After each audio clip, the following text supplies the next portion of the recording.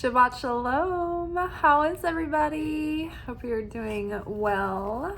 We're here for our weekend reflection message where we are just sort of like taking in the week's lessons and spiritual work we've been doing and the realizations that we've been having and kind of tying it all together and letting it sit and meditating over that over the weekends. And I think that's generally what our Friday readings are all about. They're for the whole weekend, to think about all the week that's come to pass and like how we've shown up to that week, how we've grown, how we could have done things better, how we could have, how we'd like to change going into the next week. And so I don't know, I love this reading today is everything of that, but it's like culminating, like the Pisces full moon lunar eclipse shook a lot of dirt loose from under the rug. It really showed us all the ways that we were still unconsciously like being driven by patterns or sabotaging ourselves or being like self-defeating, or the ways that like the stories that our ego would try to tell things to us, to try to spin them, everything was just being revealed. All the stuff that we don't want to bring into that next cycle has been pointed out. And so here with the criticism card, we've got Mars in Virgo, which is interesting because it's joined by Six of Wands reversed. I know usually I like bring out all the cards at once, but I'm just like going straight into the message. So the Six of Wands reversed here is an Aries card, and we've got Mars, which is Aries, and Virgo here. Well, the sun is in Virgo, the moon right now is in Mars. And so while the Pisces influence of the moon and the eclipse showed us like, okay, these are all the things in you that are left that are still like possibly going to hold you back, or that could. These are the things that slow you down or have been holding you back. And so these are the final pieces, the final little puzzle pieces to the mystery and enigma that you are, that will solve the unblocking so that like you can move forward and be victorious in fill in the blank, right? So we're seeing the things that have prevented us from being successful, from being fruitful and in different areas, right? Maybe this could be in different categories of life, depending, but I think a lot of major cycles are coming to culminations for people right now. And for some people, it might be in various areas. For some, maybe like in one specific area. But either way, right now, that moon in Pisces revealed where our illusions were, where we were being self-deceiving or like caught in fantasy or misunderstanding or distortion, or like living in imagination without materializing things. So that's Pisces energy. So that was being really magnified for us to see all that stuff. So that now, okay, so the moon has gone into Aries, and now we're feeling like, okay, I can take this on. I can change this. So it's like we have this like gumption and fighting spirit now to like take it on, do something about it, make the transformation. And so this card here, the Mars in Virgo, it's like, this is an energy of being able to like self-critique, to like look at the details of the situation of why something is and isn't working, or like what needs to be fine-tuned. But however, we also need to be careful not to be overly critical of other or critical of self. Now notice where you are critical of other, because that's probably highlighting a piece of shadow within that you are like trying to shield yourself from exposing that shortcoming within. So it's like you project outward, right?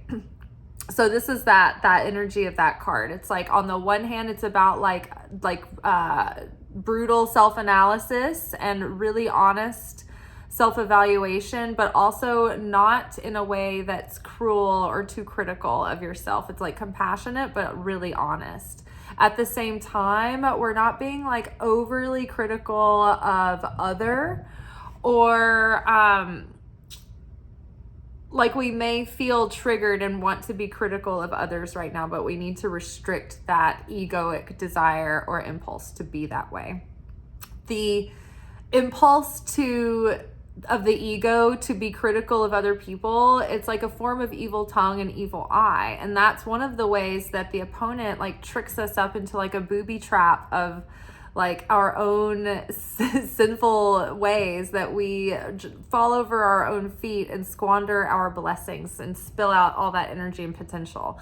The like evil eye and evil tongue, like when we do that, it really cuts us off from our blessings, and it causes things to go topsy-turvy. And that's why that could be one reason why you haven't been as successful as you thought you would be, or something maybe didn't work out the way that you thought, because maybe like you have judgment that you need to work on, like archetypally, like being judgmental or judgment, or maybe there's a piece of somebody that you're judging, or something specific, but you'll know what it is for you. But it's like don't be overcritical. Now we are in the month of Teshuvah, the month of Elul. This is the month of preparation leading us to Rosh Hashana. Rosh Hashana is spiritual New Year. This is the part of the year where we have a miniature judgment day. We stand before God. We declare our desire to get back on the path. We do these rituals, and then the shofar blows. It like basically blows the negativity out of our soul. Our soul kind of like ascends from our body, goes to the upper realms. It gets like a cleansing, and then we draw down like a new, clean, upgraded soul, essentially. And what happens is that during the month of Elul, the month of Virgo leading up to Rosh Hashana, that's when we're making sacrifices. That's when we're doing the purification. That's when we're doing the ritual work to prepare ourselves in purification rituals to get ready for Rosh Hashana, bringing the new vessel in. Now, what are our sacrifices? We're not bringing our best goats and rams and sheep anymore. We are bringing ourselves to the slaughter, to the ritual slaughtering block. So during the month of Rosh Hashana, during the month of Elul, we are searching ourselves for those places where we went wrong, or we went off path, or we weren't in integrity, or we did wrongdoing, or we fell short, or we were spiritually lazy, or we didn't overcome, or we were fearful, or we didn't take the risk. Whatever it is, those regrets and like the behavior that you were guilty of through the year, it was negative, you wish you'd done better. It's like you're owning all of that during the month of Elul, and you are atoning for that, and like making a committed like effort to change. And it's like takes weeks, to think about this and really solidify it in, so that it's like you're rehearsing for the year to come.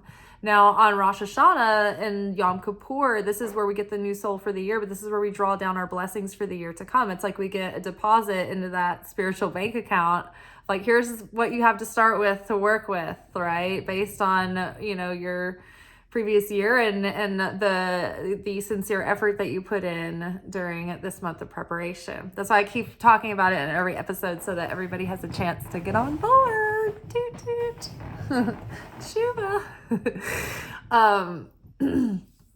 So this is a month of like Virgo-y self-analysis, self-criticism, but we also don't want to be too perfectionistic to the point of self-detriment and criticism and going to the negative side. Now, Seven of Wands is here with Venus in Scorpio. So Venus in Scorpio is like, literally, it could be a deep interest in the occult arts, right? And I like, just specifically from this reading, I'm like, keep going, like the channel, like occult arts and you know, figuring out maybe something that's gone wrong and like, I don't know, innovative ideas coming, but like persevere. But there's so many layers here. So Venus in Scorpio is like, it's not super showy, like with the emotions. There's like deep emotions, but they might be like hidden emotions.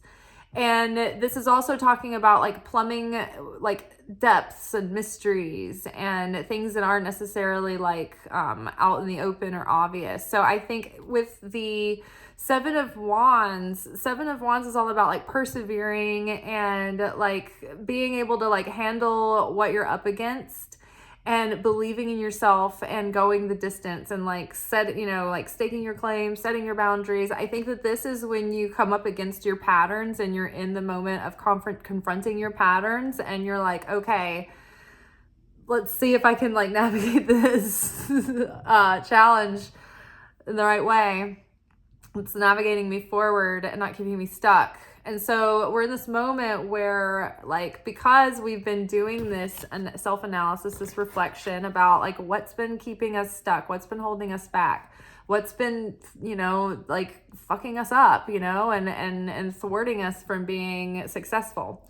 So we're seeing like, we're getting the keys to these mysteries, like things are starting to become apparent and clear, like, and a lot of it has to do with maybe like past stuff with family, sins of the generation, generational curses, generational things that are passed down, could even be as far as past life things that are adding in to like this pattern. Like this pattern could be tikkun, which is the soul correction that we take through lifetime after lifetime. Like this could be tikkun you've been trying to correct for multiple lifetimes now. And so finally it's like you're getting to a point of clarity where like these mysteries are being revealed and you're being able to like get through them and like unravel these like unconscious patterns and unconscious tendencies and blocks, and get on the other side of them, make some transformation, have some innovation. So we've got Jupiter in Aquarius. Pluto is moving into Aquarius in November, like late November. Right now, Pluto is retrograde in Saturn or in Capricorn. And so it's been very strict, very rigid for like 15 years. Just like hard. And so when Pluto moves into Aquarius, it's going to be like, I don't know, a reinvention and innovative, like this card, right?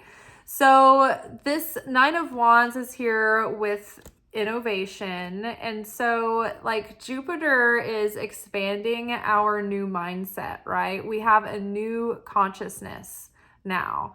Like we see things differently than we did even just a few months ago. We've been through rapid shifts, rapid transformation. And so now it's like Nine of Wands is about, you've got this, like this is the final stretch. You can overcome this pattern. Don't give up now. Like persevere through it, like breaking these patterns, breaking chains, like finishing soul contracts, like getting past the cocoon.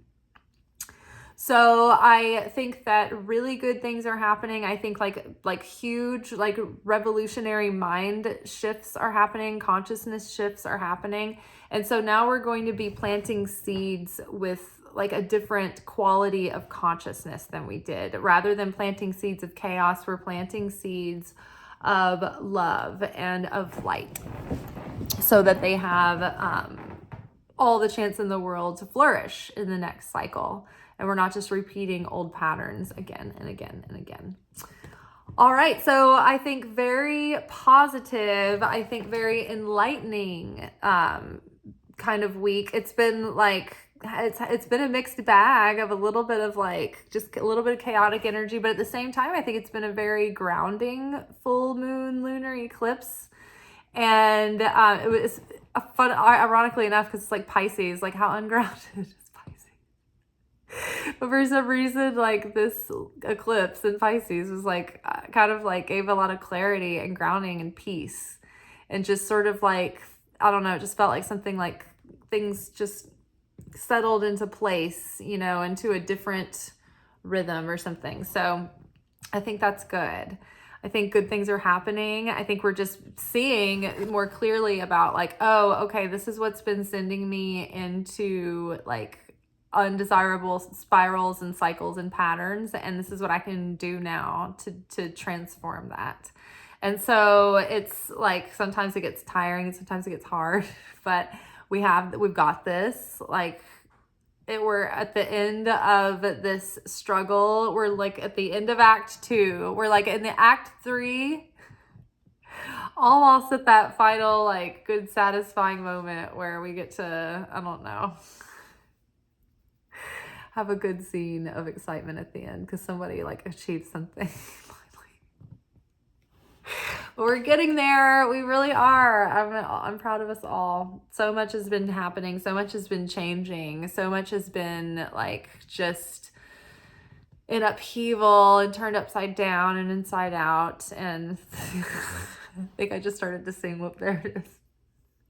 Upside down, inside out. Let me tell you what it's all about. Okay. On that note, I'm gonna cook. I have a steak marinating. I'm excited. I'm gonna cook and I'm gonna do some, maybe like a meditation.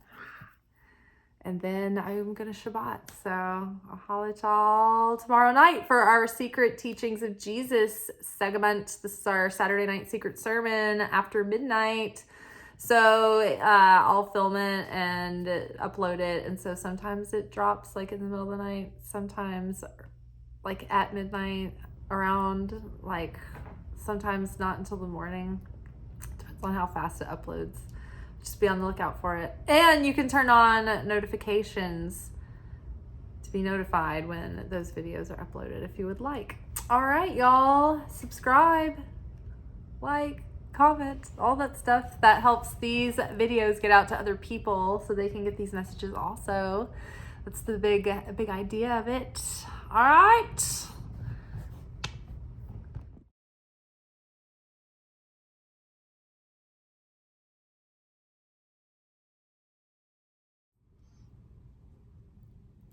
Thank you for watching. If you enjoyed this video and you got something out of it, then please give it a like.